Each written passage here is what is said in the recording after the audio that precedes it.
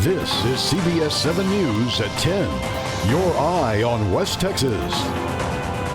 We begin tonight with a special report. You can see them almost anywhere. Advertisements of people offering their services to set up your electricity at your business or repair your air conditioning system. But without a properly licensed contractor, your home or business could be in harm's way. That's why the state says you need to choose wisely.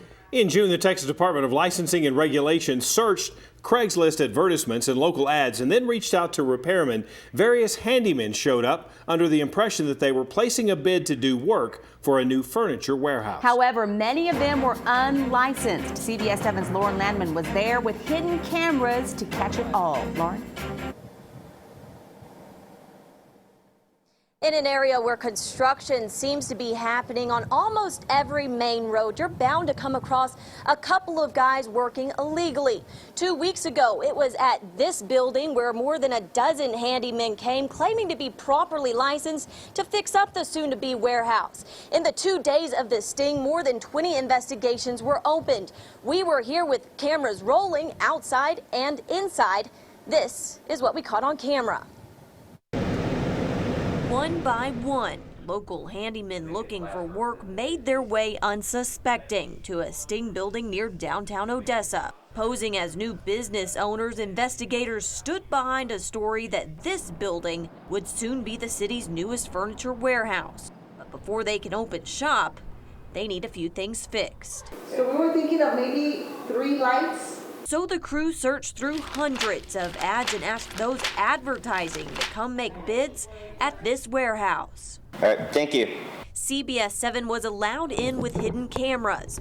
On this day, we encountered 3 men. They have my card. All hoping to make a bid and land their next job. How it works according to the state, in order to place a bid to run electricity or put in AC, you have to have a license that's on the top tier of a pyramid, so to speak. For example, contractors are at the top, then masters, journeymen, and finally apprentices. They all have licenses, but these guys on the bottom can't make a bid on their own unless they are working for a top contractor. Meet Tony Koss. Tony comes to the warehouse assumedly under a master contractor working for JD Mechanical to do some work on the AC system. With a tape measurer in hand, Tony cased the room, checked out the AC unit, and wrote up a bid right in front of our hidden cameras. The problem, if you'll remember, he was actually there for JD Mechanical, but moments before saying a verbal bid, he handed over his business card, ultimately trying to steal his boss's client. I work by internet, you know, because this company is just in the side, so he is with a form for the net, for the AC, so, on the net, yes. Yeah. If he would have produced to us one of JD Mechanical's cards, then he would have been okay. It would have been a different story. On top of that, because he is now claiming to work for himself, that means he has to be a licensed mechanic and one that is working under a contractor. Hi, Tony. Hi. I'm Lauren Landman. I'm with CBS 7 News. Now we have questions. Can you show me your license? I want to see yours, not Emmett's. I want to see yours. You're the one that made the bid. I work for JD Mechanical. I understand that, but you're the one that made the bid, so I need to see your license. Tony was able to produce a legitimate license from TDLR, but it was only a technician's license. And like we mentioned before, that's not enough to place a bid. And according to state officials, it's actually against the law. Because they always hide behind somebody who's licensed, because that's his friend. I am supervisor for JD Mechanical. This is the license. So Mechanical. but Tony, if you're out here working for Emmett, why are you soliciting this service? What is this service? And can you show me the license for this service? No, this service is not. Then why did you give these nice people this? Once Tony knew he was caught for soliciting his own company not properly licensed, he tried to back out and take back the card that initially got him in trouble. I working for JD Mechanical. Then what is TNC Integrity Services? What is this? This is not a... This is what you gave us, right? Let me put it in back. Huh? This is what you gave us. No. Yes, you gave this to us. Yes. Paraná. Yeah. Right, thank you. Can I have that back, please? Who is that? You are a police? What? I'm not police. No, I'm a reporter with CBS 7. Moments later, after Tony made his exit, Emmett, the owner of JD Mechanical, gives the investigators a call. I just hired him. He's been working with me for 2 weeks. I got him on my payroll, and I can show you the checks that I've been giving him. Emmett continues to say that Tony was making about $30 an hour working for him. But even at that high pay rate, it's not the first time someone has tried to make a quick buck behind his back. I have no control over sometimes what employees decide to do, go on their personal vehicle to make a little bit of money and throw you off. But Tony isn't the only one in the Permian Basin trying to get some work without the proper licensing.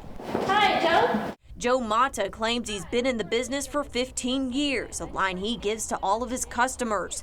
That means he should be qualified to do the job, right? Wrong. Y'all aren't videotaping right now, are you? Yeah, we are.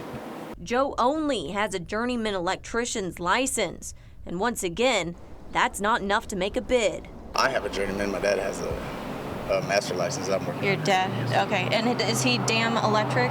Yes, I started it. He's working under me. I mean, I'm working under him. I started it all, but I'm using his license number to run the company.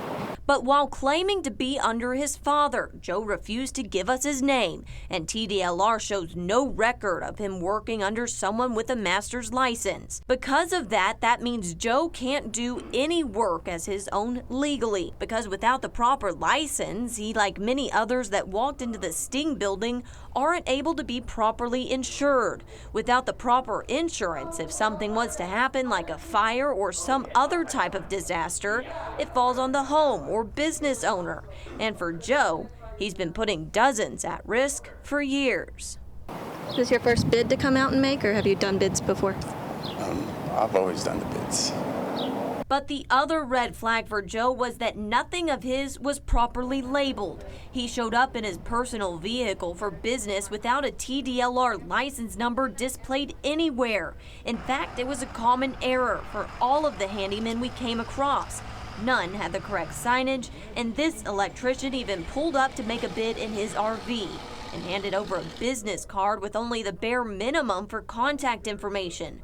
Also against the laws of Texas. Your business card, though, doesn't show a license number or really get into what homeowners need to know out here. What do you want me to say? It's not necessarily what these handymen should say, but rather what they should do to keep their community and clients safe, like displaying proper signage, presenting a legitimate license, and keeping up to date with the latest rules and regulations, so that when they come out to make a bid, Oh, yeah, so this is like a little setup? they won't be the subject of the state's next sting operation. TDLR has opened a case on all of these men you just saw, and an investigation is pending. As of today, there is no official violation notice sent out. Tune in tomorrow as we continue with our series and find out how you can keep your home or business safe when hiring a contractor. For now, reporting live in Odessa, I'm Lauren Landman, CBS 7 News.